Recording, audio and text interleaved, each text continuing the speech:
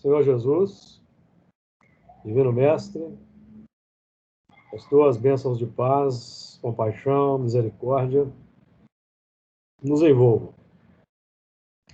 Todos nós, nesse ambiente virtual, irmanados que estamos pelos laços sacrossantos do amor e da amizade espiritual,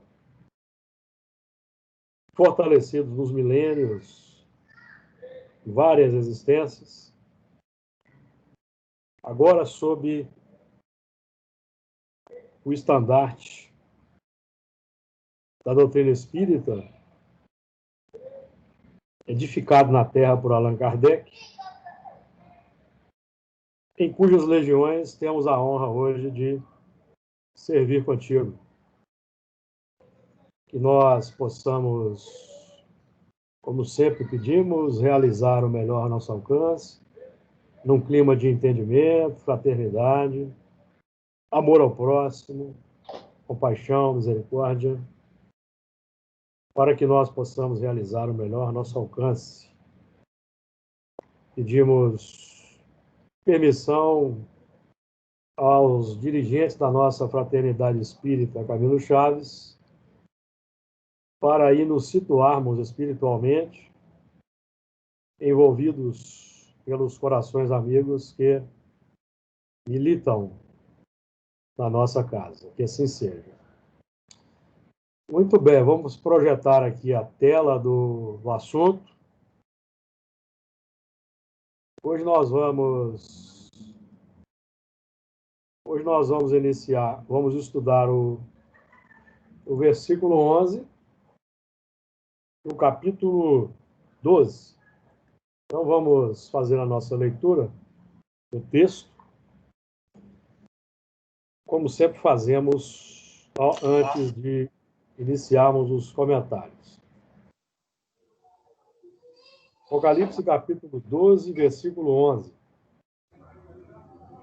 E eles o venceram pelo sangue do Cordeiro e pela palavra do seu testemunho. E não amaram... Está ouvindo? E não amaram as suas vidas até a morte. Pelo que alegrai-vos, ó céus, e vós que neles habitais. Ai dos que habitam na terra e no mar, porque o diabo desceu a vós e tem grande ira, sabendo que já tem pouco tempo. E quando o dragão viu que fora lançado na terra, perseguiu a mulher que dera à luz o varão. E foram dadas à mulher 2 asas de grande águia, para que voasse para o deserto, ao seu lugar, onde é sustentada por um tempo, e tempos, e metade de um tempo, fora da vista da serpente. Certo, amigos? Isso mesmo? Então vamos lá. No versículo 11, no versículo 10 nós já encerramos a semana passada, não vou voltar nesse versículo não. No versículo 11, e eles o venceram pelo sangue do Cordeiro, pela palavra do seu testemunho, e não amaram as suas vidas até a morte.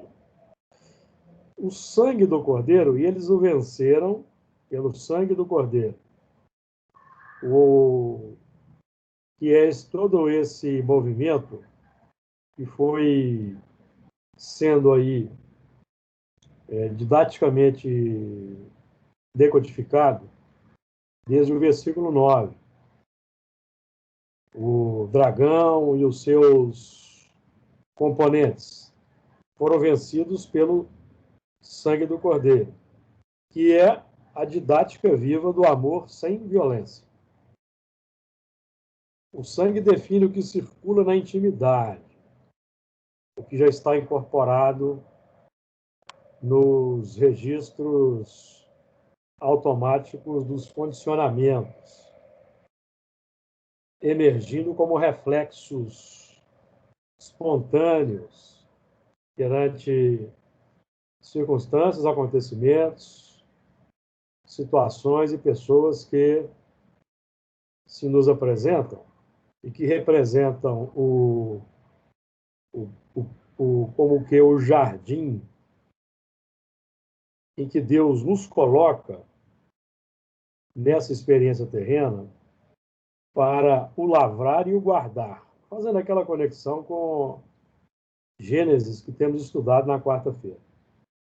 Porque nós já temos o conhecimento técnico, moral, espírita, evangélico, para lavrar, simbolicamente falando, os corações que se encontram no jardim da nossa atuação no plano físico. O jardim representado aí pela família, pelo campo de trabalho, pela via pública, pela Fraternidade Espírita Camilo Chaves. E o mundo como um todo, porque hoje nós estamos tendo a ampliação da nossa ação no mundo pelas redes sociais. Então, o que nós expressamos, o que sai de nós e é depositado nas redes sociais, tem um alcance mundial. Certo? E isso não é para nos atemorizar, não, mas é para que nós procuremos colocar nossas melhores intenções nas postagens, por exemplo, que vamos fazendo. Colocar as melhores intenções. Podemos criticar? Podemos. Mas o que vai qualificar a crítica é a intenção por trás dessa crítica. Lembrando que nós devemos procurar criticar as ideias e não as pessoas. As ideias, sim, porque nós aprendemos com Kardec na Gênesis que nós devemos combater a hipocrisia, a mentira, o orgulho e o egoísmo. Em nós e na sociedade.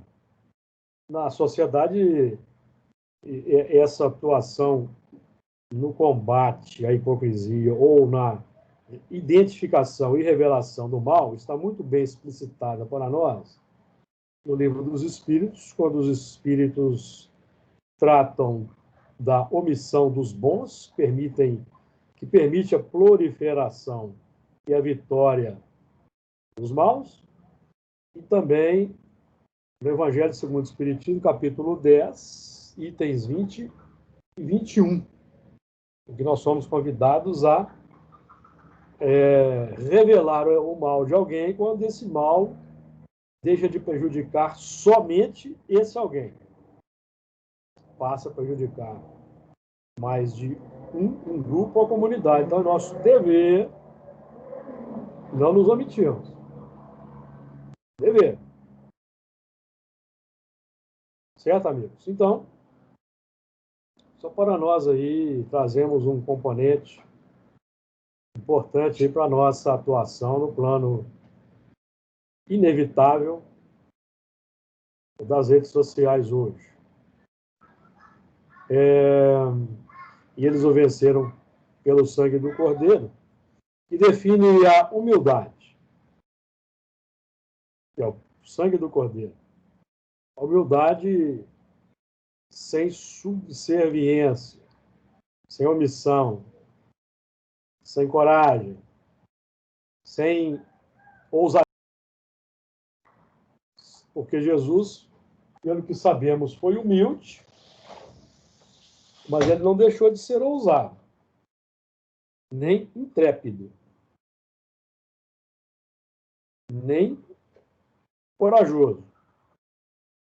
Uma coisa não exclui a outra, mesmo porque temos estudado no texto do Apocalipse e no texto bíblico, e Jesus tem dois símbolos na tradição dos hebreus. Ele é o leão da tribo de Judá e é o cordeiro. Definindo para nós que ele vivencia as virtudes do cordeiro com a coragem e determinação do leão. Esse é o ponto. Antigamente, nós nos expressamos, por exemplo, na Babilônia e no Império Romano, para situarmos, nos referirmos a apenas duas civilizações, nós nos expressamos como leões, passando por cima das criaturas. Então, nós já temos essa capacidade intrépida desenvolvida. Hoje, nós vamos adotá-la para sermos humildes, temos a coragem de sermos humildes e a coragem de enfrentarmos as feras humanas no cotidiano, como está dito aqui no texto. Vencer o mal sem resistência. O que é vencer o mal sem resistência? O que é resistir ao mal? Resistir ao mal, meus amigos, é opor a mesma força, de igual característica, na reação. Isso aqui é resistir ao mal. Nós resistimos, permanecemos no mal quando nós expressamos uma força reativa idêntica àquele que está complicado ao nosso lado. Nós devemos vencer o mal pelo bem, conforme nós aprendemos no ensino evangélico. Vencer o mal com amor. Porque o grande segredo, o grande desafio é vencer o mal na nossa intimidade. Não é vencer o mal do próximo. O mal do próximo é dele, ele vai lidar com isso, sabe-se lá até quanto tempo, durante quanto tempo. Nós aqui não podemos mais permanecer alimentando o mal na nossa intimidade, que são as imperfeições, as paixões, todas aí, e todas tendo a sua gênese centralizadas no egoísmo. E eles o venceram pelo sangue do Cordeiro, que é o plano ativo. O sangue do Cordeiro é o plano ativo no amor, que é o plano da ação. Deus não exerce ação direta na matéria. Quem exerce, em nome de Deus, é o Cordeiro. Quem exerce ação direta na matéria, em nome de Deus, de forma consciente, é o Cordeiro. Jesus é o exemplo, é o suprassumo para nós, tá? Pela palavra, o sangue do Cordeiro, que é o sangue que nós vamos beber. Aí aqui estão fazendo uma referência a João. João 6, 51 em diante. 50 em diante. E este é o pão que desce do céu, para que o que dele comer não morra. Eu sou o pão vivo que desceu do céu. Se alguém comer deste pão, viverá para sempre. E o pão que eu der é a minha carne, e eu darei pela vida do mundo. Disputavam, pois, os judeus entre si, dizendo: como nos pode dar a sua carne a comer? Jesus, pois, lhes disse: na verdade vos digo, que se não comerdes a carne do Filho do Homem e não beberdes o seu sangue, não tereis vida em vós mesmos. Quem come a minha carne e bebe o meu sangue, tem a vida eterna, e eu ressuscitarei no último dia, porque a minha carne verdadeiramente é comida, e o meu sangue verdadeiramente é bebida. Quem come a minha carne e bebe o meu sangue, permanece em mim e eu nele. E aí, pessoal? Deu uma ideia? Comer a carne é comer o pão. O pão que representa um ensinamento que desce do céu, porque o pão, para confeccionar o pão, Jesus apresenta o pão pronto, mas o pão, para ser confeccionado, a simbologia do pão define todo um ciclo de evolução. Então, eu preciso, por exemplo, o pão que Jesus se define como sendo o pão que desceu do céu, para nós é semente. Certo? É semente, é o fruto que Jesus exterioriza. É semente para nós. Então eu preciso acolher na terra do coração, preparar a terra, preciso fertilizar a terra, irrigar a terra, para que a semente germine, ela cresça, se torne uma árvore. Aí entra a fotossíntese, para que a semente germine. E a partir do momento que ela germina, ela precisa dar luz para fazer a fotossíntese. Aí Jesus entra como sendo o sol das almas. É o sol que vai irradiar a luz para a fotossíntese da nossa planta interna, tá? Uma planta de configuração divina, porque nós buscando. Porque, na verdade, é o seguinte: nós já temos a árvore pronta, pelos milênios, tá? Nós estamos hoje fazendo enxertia. Nossa árvore está pronta. Nós estamos enxertando no nosso zambujeiro natural. Lembra-se do livro do Gênesis? Estudamos Paulo Romano. Estamos enxertando no zambujeiro natural a oliveira plena, que Jesus define.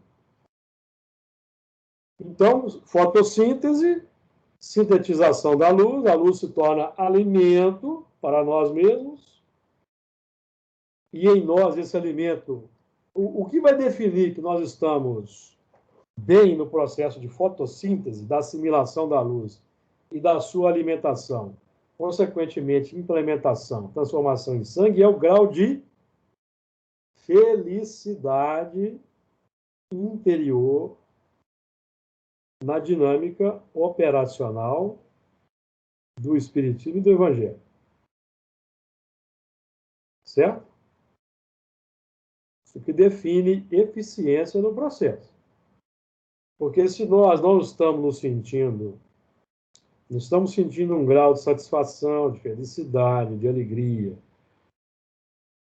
que vai substituindo lentamente as nossas complicações interiores, significa que nós ainda estamos muito no terreno místico-religioso.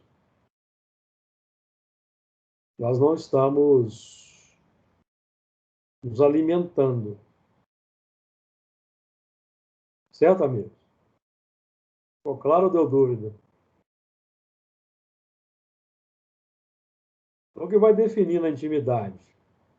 Nós estamos tendo uma eficiência, uma certa eficiência,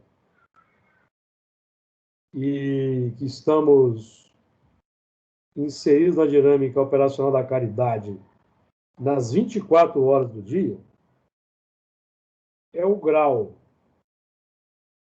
de serenidade, paz, harmonia, alegria, bem-estar que já vamos sentindo na intimidade. Evidentemente que nós somos visitados ocasionalmente pela ansiedade, pelas síndromes, pelas depressões, de dificuldades, certo? Mas a tendência é diminuir, isso ir diminuindo na medida em que nós vamos operando com decisão e coragem, determinação, nessa dimensão aí. Então, quando isso define a felicidade ou a alegria que vai se manifestando, define que o nosso sangue está sendo alterado, porque existe uma coerência entre aprendizagem e aplicação, existe, de fato, uma busca pela exteriorização e vivência, porque senão nós não sentiríamos um certo grau de alegria ou de bem-estar. De acordo? Então a carne e o sangue de Jesus são o que ele expressa. Lembra o que nós dissemos aqui, já trouxemos aquela informação da Revista Espírita, que define que os Messias são espíritos que atingiram um tão alto grau de evolução que se tornaram infalíveis daí por diante, mesmo na encarnação? Ou seja, mesmo estando no corpo, a sua carne é uma carne, o corpo não vai exercer nenhuma influência, porque o espírito se tornou infalível, venceu os laços com a matéria, venceu os instintos, se tornou virtude pura. Virtude pura, em expansão exponencial daí para frente. Então, isso equivale a dizer, meus amigos, quando o espírito atinge ali a antessala, o primeiro plano da pureza, que é quando nós ultrapassamos a humanidade, entramos na angelitude, nos tornamos espíritos puros, porque todas as virtudes estão já em desenvolvimento, a felicidade daí por diante vai crescendo exponencialmente para todo sempre. Para todo sempre. Já imaginaram o que é isso? Felicidade.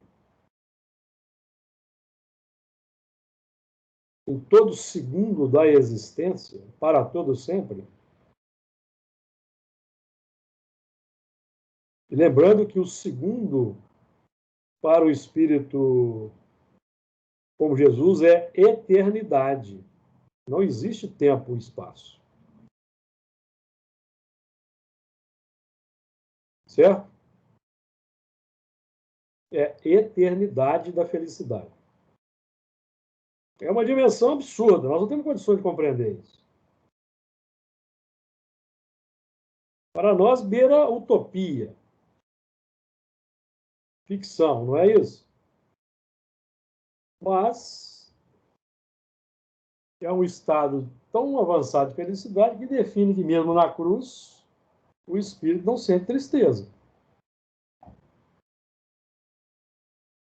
Nós aqui não temos condições de entender essa dimensão ainda. Pelo contrário, mesmo na cruz pregado, com coroa de espinho, vinagre na boca, o espírito sente compaixão pelos seus irmãos ali embaixo, ao pé da cruz, que ainda tem uma longa trajetória de evolução pelos territórios da dor. Dá para imaginar isso? E ainda diz assim: perdoai-lhes, Pai, porque não sabe o que faz. Define que ele não podia perdoar porque ele não pode ser ofendido, magoado, melindrado, certo, amigo? Porque Deus se tornou infalível, não tem mais resquício de imperfeição, já foi superado, né?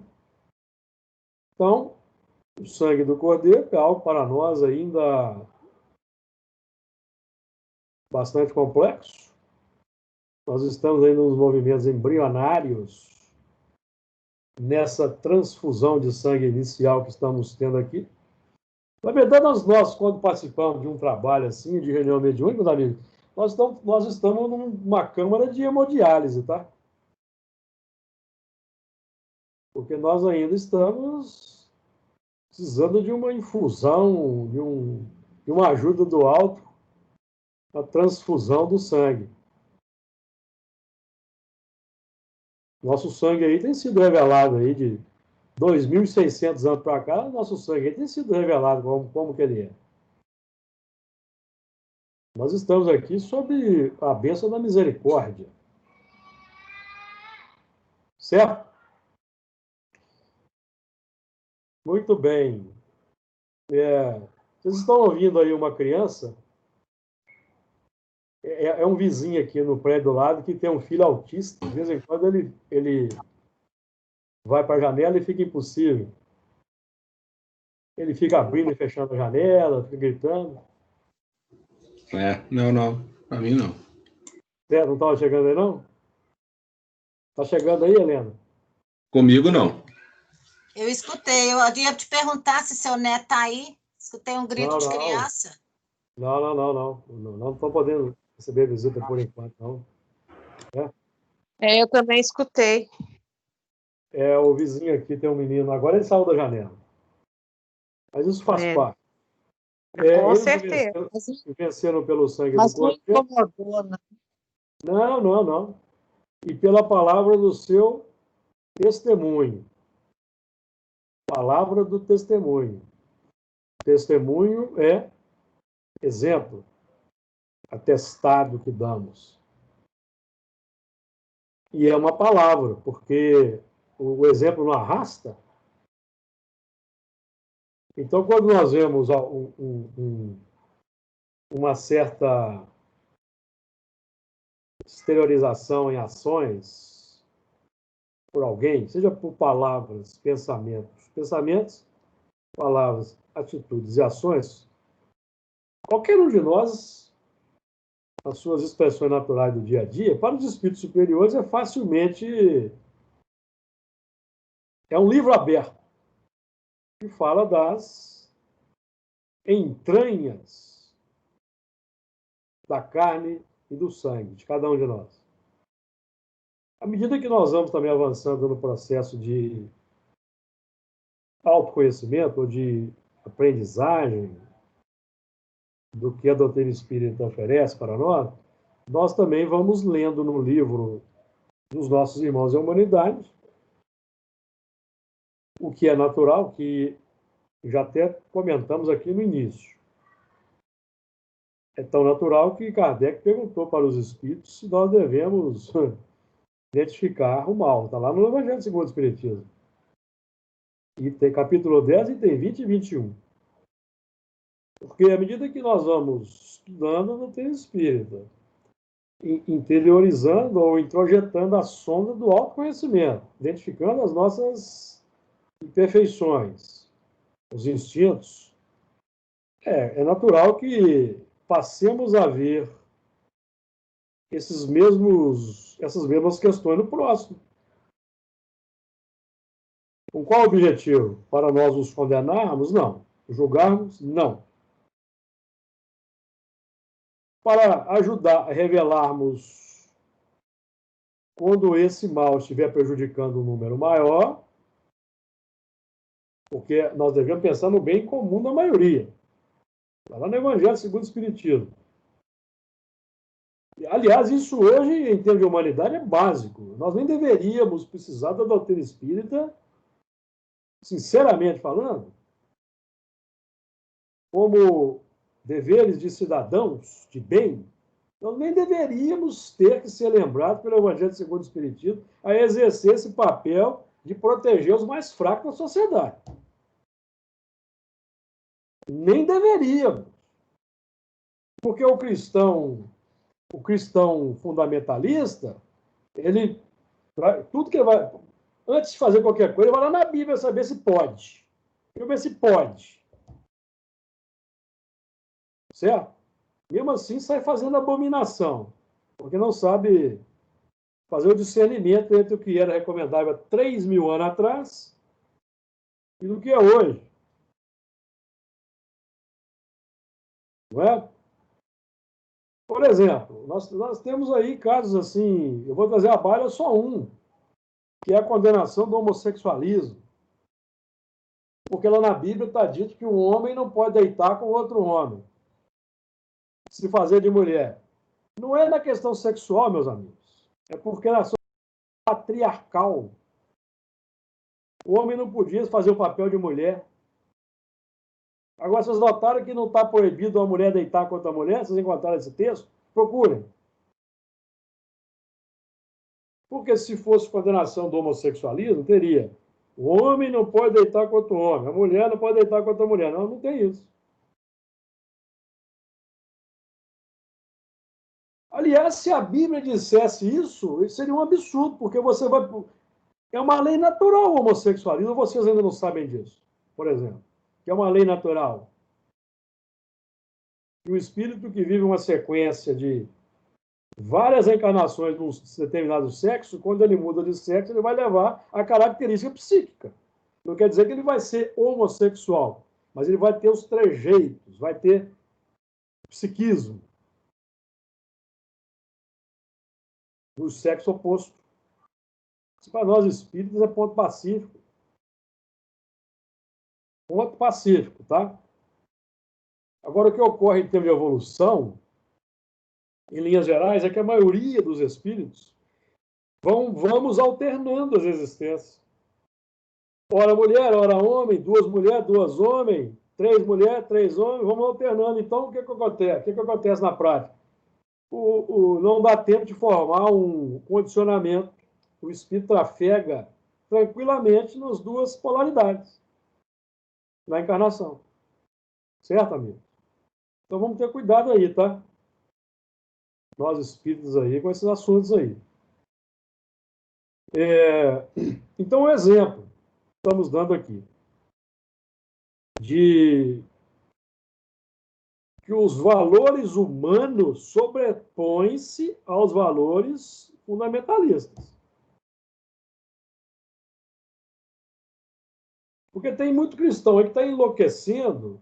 Não concordo não, tá? Não concordo. Mas está enlouquecendo vendo o aborto sendo liberado aqui e acolá. Está enlouquecendo. Aí eu pergunto a vocês, Deus sabe ou não sabe o que está fazendo no mundo? Sabe ou não sabe? Se acontece, é com permissão de Deus. Para quê? Para que nós não façamos. E ajudemos a quem faz. Mas nós estamos chegando num tempo, na regeneração, que tudo vai ser liberado, meus amigos. Antes, né? Tudo vai ser liberado. Não se concebe um mundo regenerador com proibições, tá? Cadeados em portões, fechaduras, senhas. Esse é um mundo de expiação e prova, onde vamos lutar com o instinto do roubo e outros mais. Mas no mundo regenerado, a lei de Deus está no sangue. É questão 918. Ela é revelada por todos os atos da existência individual. É definida pelo cumprimento da lei de Deus, 918. Então não precisa de lei exterior. Não precisa de lei exterior. Mas a lei exterior tem que existir enquanto o mundo é um mundo de prova, expiação, até que se torne um mundo regenerado e ditoso, aí as leis se tornam obsoletas. Certo? Se torna obsoleto, não vai precisar ter penitenciária, cadeia. Não vai existir, meus amigos, no mundo de regeneração. Então, por aí, vocês vejam um trabalho enorme até chegarmos na regeneração. Desculpe aí se eu estou derrubando muita gente do cavalo. Mas nós já saímos da infância. É preciso adentrar na maioridade. Porque tem gente que olha para o Brasil aí, por exemplo, o quadro atual e fala, nós estamos na regeneração. Papo furado, conversa fiada. Quem está alienado, religioso alienado. Tá? Certo, amigos? Comentários aí? Palavra do testemunho. Então, nosso... Ô, Ju. Manda. Não, é bom você falar a respeito disso, né? Que aí acho que vai clareando cada vez mais, né? E nós vamos trabalhando dentro de nós esse conceito, né? Conceito e preconceito, né? É importante muito isso, somente no mundo de hoje. Sim, porque lá no Velho Testamento está dito que Deus não faz acepção de pessoas. Lá no Velho Testamento. Mas se tem um pessoal que mais faz acepção de pessoas, de um modo geral, é o religioso fundamentalista. Adora rotular, condenar, fazer acepção de pessoas. Dá só um minutinho.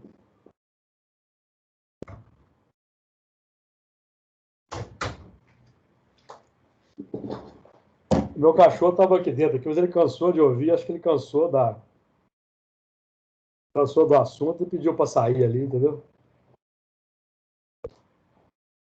Então, nós não podemos entrar mais nesse quadro, né? Nós não podemos estar mais nesse quadro de condenar e rotular. Por exemplo, nós vemos... É muito comum na rede social aí você vir pessoas, por exemplo, atacando a China, religiosos falando que a China é o dragão, e uma série de bobagens. A China tirou... Gente, a China essa semana anunciou que acabou a miséria na China. Eles conseguiram, em 40 anos, eles erradicaram a miséria na China. Tiraram 750 milhões de pessoas da pobreza extrema. 3 vezes a população do Brasil em 40 anos. Então, eu pergunto para vocês. Agora eu vou causar terremoto aí. Aperta o cinto. Quem está mais perto de se tornar uma pátria do Evangelho? A China ou o Brasil?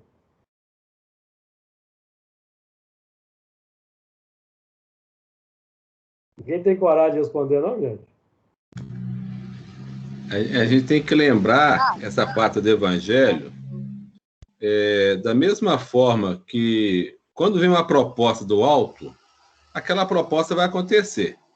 Certo? Igual quando vem a proposta da doutrina espírita. O Kardec perguntou, e se eu falhar? Outro fará no seu lugar.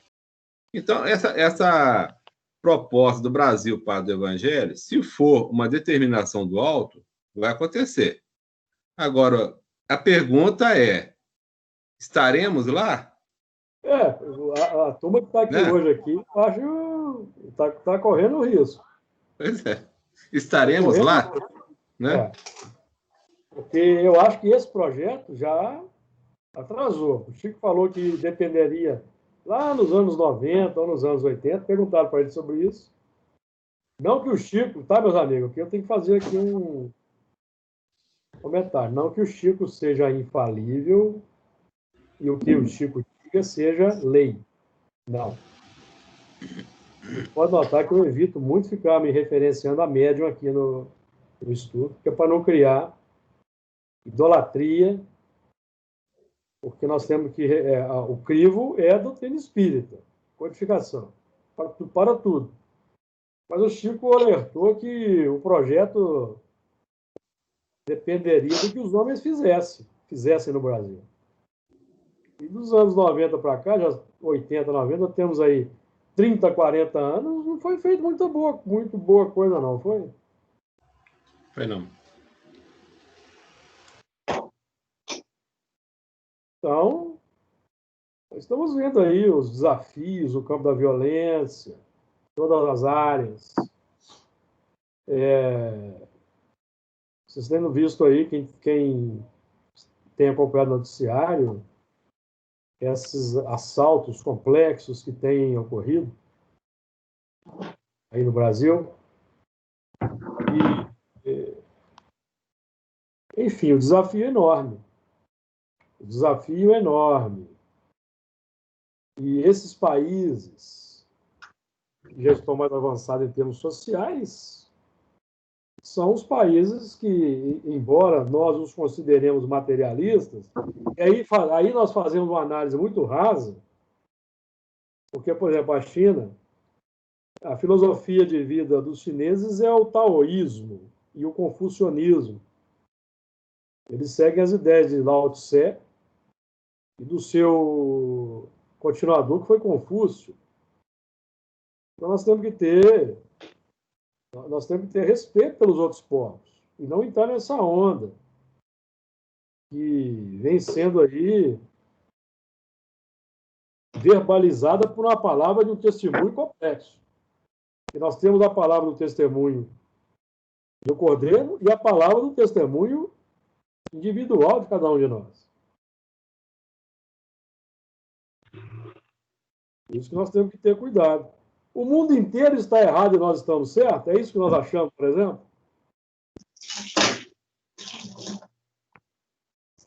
É isso? Porque certos religiosos aí pensam assim, que o mundo inteiro conspira contra o Brasil.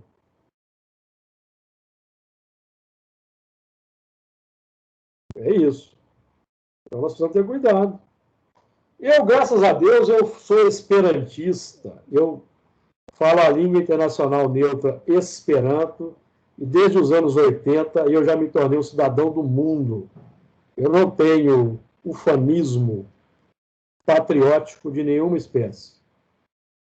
Isso não quer dizer que eu não ame e respeite o Brasil. Não é isso. Mas eu já estou me inserindo numa dimensão em que eu me compreendo e me defino como cidadão do mundo. Porque aqui na minha rede social eu tenho, no Facebook, 5.000 amigos. E já abri um segundo perfil para abrigar mais. E desses 5.000 amigos aí, centenas são esperantistas. Centenas são esperantistas. Então, eu já aprendi há muito tempo, estou vacinado contra esse ufanismo esdrúxulo que existe, de considerar cidadãos de outro país só porque está sob essa ou aquela ideologia política como sendo elementos que trazem complicação para o mundo. Isso não é verdade.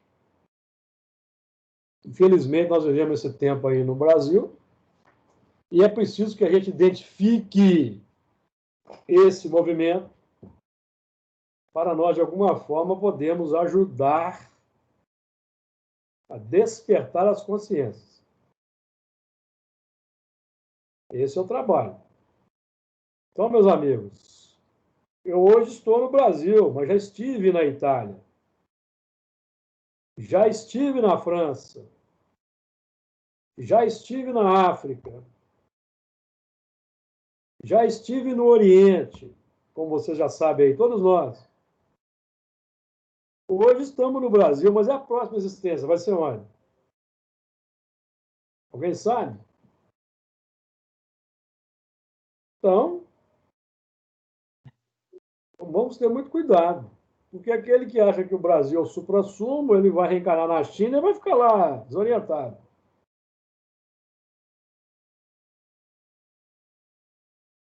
Não é?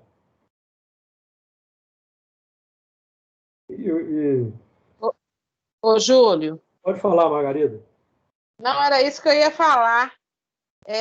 Aí, na próxima reencarnação, nasce naquele país que você mais pisoteou, né? Exato, que é para você aprender a amar aquela população. Né? Não é como castigo, para você amar, para você ver que ali... Nós aqui já trouxemos aquele recorte do irmão Jacó do livro Voltei, que ele diz que os espíritos aptos à espiritualização, eles estão espalhados por todo o globo, em todos os continentes, todos os países. Não tem um país que não seja privado de espíritos em condição de espiritualização, não. Se os mundos são solidários, né? A gente não aprende isso? Sim. Então, os mundos, esses mundos que a gente são solidários, os nossos mundos internos também têm que ser solidários. Lógico. Independente se esteja aqui no Brasil ou fora, em outro planeta, em outra galáxia, o que seja, nós estamos aqui para um auxiliar o outro. Lógico. É parar com essa mania de competição, dessas rinchas. Que atrapalha, atrasa o nosso progresso. Traz o nosso progresso e dificulta o avanço tecnológico. A China, por exemplo, já está trabalhando lá no 6G. Eles estão desenvolvendo a conexão 6G. Aqui nós estamos na briga por causa do 5G.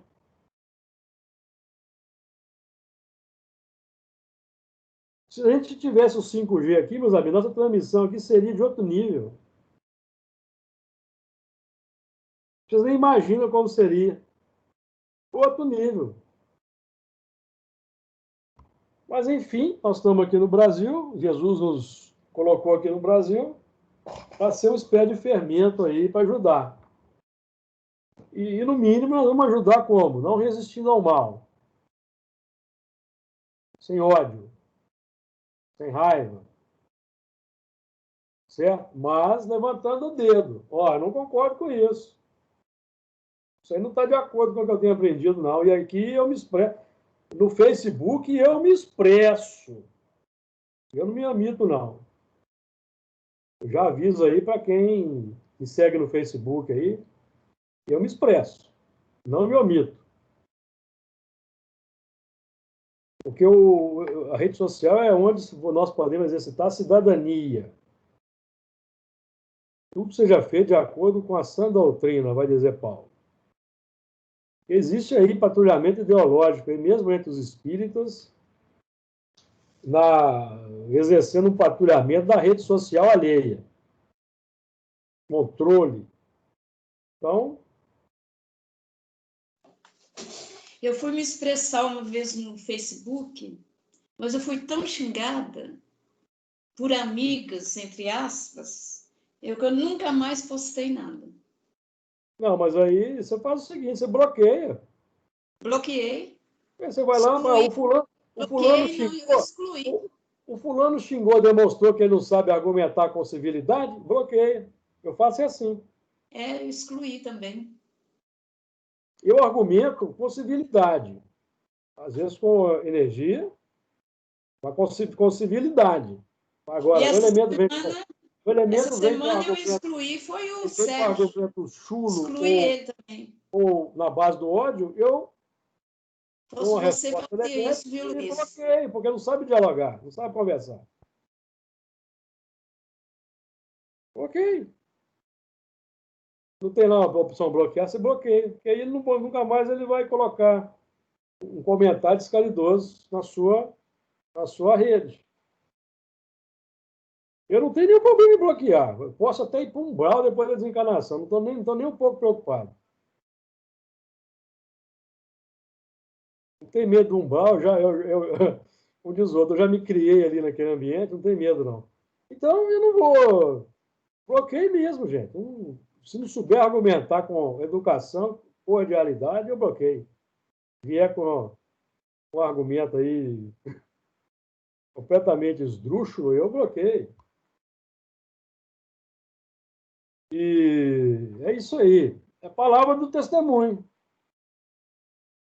E tem muita churumela. Mas tem, como dizia um companheiro nosso, Arnaldo Rocha, tem muita churumela por aí. Por exemplo, o Herculano Pisa rasgava o verbo, enquanto os espíritas, místico e igrejeiro rasgavam o verbo. Mas aqui criou-se aí um Vaticano, uma cúria de cardeais, um episcopado, e você não pode fazer crítica, não, porque você vai ser excomungado. Vão editar uma bula, tapar uma encíclica aí, uma suma teológica ou coisa parecida com isso, e vão te excomungar. Não vai demorar muito, vai chegar isso aí no meio espírito aí. É porque tem... E aqui eu vou fazer uma referência agora ao que eu ouvi na palestra aí do nosso grupo aí um dia, que não se pode fazer reunião virtual. Não se pode fazer reunião virtual. Então, eu e Beto, outros companheiros aí que fazem, estamos no umbral já, por definição. E vocês juntos, tá? E vocês estão na reunião mediúnica aí conosco? Enfim, meus amigos, o negócio é esse aí. Vamos terminar o versículo pela palavra do testemunho. Ficou claro aí a palavra do testemunho, não ficou?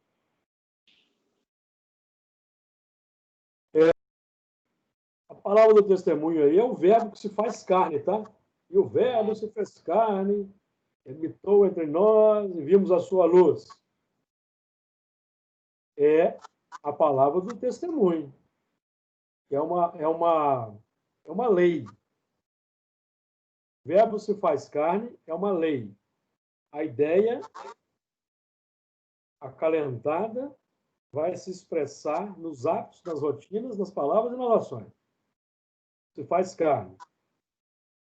E vimos a sua luz. Então, nós vamos ver a luz, qual que é a linha filosófica, o conceito que acalenta aquela palavra no plano ideológico que se expressa nas ações.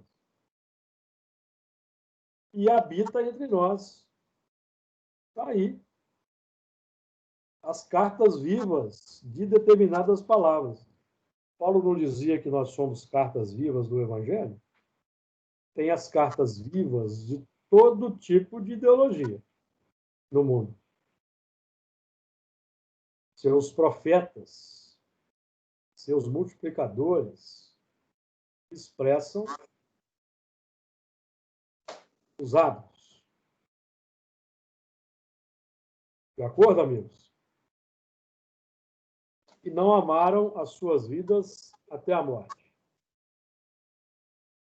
Jesus vai nos dizer, certa passagem, que aquele que perder sua vida, salvá-la. Perder a vida, o homem velho, meus amigos, viu? O homem velho que perder a sua vida, vai salvar a vida do homem novo. O homem novo vai se expressar, vai crescer. O homem velho diminui e o homem novo cresce. É preciso que ele cresça, que eu diminua. Então, para que eu diminua, é preciso que o outro vá crescendo. Não é o contrário. Não é o contrário, certo? O novo hábito precisa ir ganhando terreno para que eu deixe o hábito antigo, gradualmente. É assim que funciona. Vincular para desvincular. Senão nós não saímos da enrascada. Então é preciso amar a nova vida, que vai adentrando, até a morte da antiga. Amar a nova vida. Qual é a nova vida que nós estamos buscando amar aqui? A vida de espírita cristão.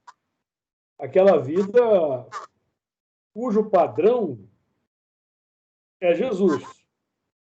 A vida cujo modelo e guia é Jesus. Então nós temos que amar essa vida para irmos nos desvinculando ou deixando de nos gostar, deixando de gostar da nossa vida antiga. Aliás, isso está muito bem expresso,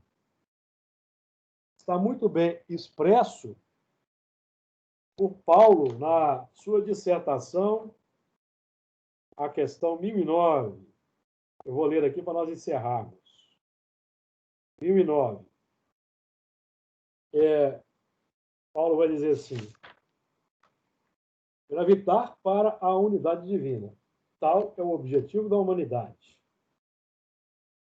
Para atingi-lo, são necessárias três coisas: a justiça, o amor e a ciência. Notaram que Paulo não diz assim, ó, para atingi-lo são necessárias 3 coisas. A religião, a fé assim o assado. Não. Justiça, o amor e a ciência. 3 coisas lhe são opostas e contrárias. A ignorância, o ódio e a injustiça. E aqui nós podemos trazer a questão 171 do Livro dos Espíritos, que o ódio é gerado pelos corações egoístas. Só entre os egoístas se encontra o ódio, a iniquidade e os castigos sem remissão. Então, o egoísta vai deixar crescer no seu coração o ódio pelo próximo, ao invés do amor. A iniquidade, que é o tratar desigualmente irmãos que somos iguais perante a lei.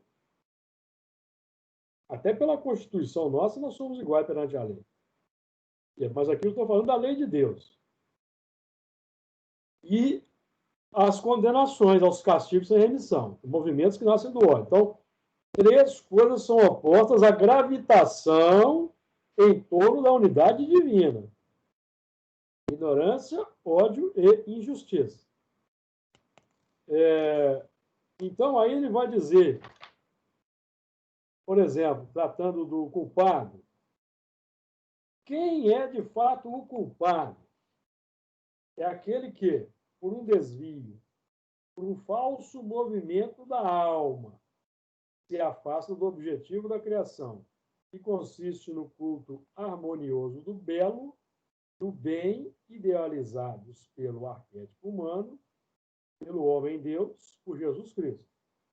E é o castigo, consequência natural derivada desse falso movimento. Uma soma de dores necessária a desgostá-lo da sua deformidade pela experimentação e sofrimento. Então, o sofrimento representa um movimento indicando que nós estamos gravitando em torno do egoísmo e não da unidade divina. E o sofrimento é para que nós aprendamos a desgostar de algo que nós buscamos para satisfazer a alegria e a felicidade, mas que se torna sofrimento na carne, que é o objetivo do sofrimento. O sofrimento não é punição, é consequência. Mas é necessário um movimento de reajustamento. Aí entra a lei de causa e efeito. Eu vou renascer no meio análogo ou semelhante para reajustar, para fazer o contrário do que eu fiz anteriormente. Então, o nosso propósito é amar a nova vida. Nós estamos aqui quebrando a cabeça para entender qual que seja, até a morte da vida antiga, anterior, nos vinculando a bons propósitos, buscando expressar esses bons propósitos nas rotinas diárias, nos hábitos. E assim, meus nós vamos incorporando o sangue que recebemos por misericórdia em forma de filosofia espírita, que é o sangue de Jesus que entra na nossa intimidade, vivenciando, nós vamos transubstanciando o nosso sangue, que é uma palavra aí que a nossa amiga Flor gosta muito, e assim vamos rompendo o círculo vicioso dos hábitos complexos. Que Jesus nos ilumine.